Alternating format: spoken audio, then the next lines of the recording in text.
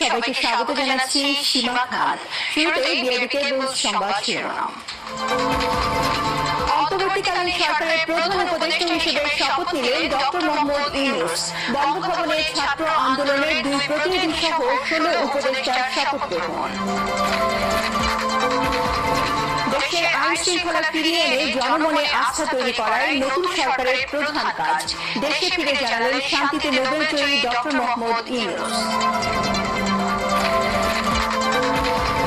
নতুন সরকারের প্রতি ছাত্র সমাজ ও বিএনপির আস্থা রয়েছে, জানালেন মির্জা ফখরুল।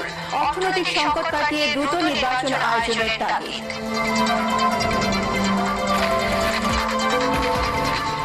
রাজধানীর থানাগুলোতে যোগ দেয়নি পুলিশ, পাহারায় আনসার। প্রধান বিচারপতি সহ সুপ্রিম কোর্টের বিতর্কিত বিচারপতিদের পদত্যাগের দাবি আইনজীবীদের। শুনছিলেন বিআরবি।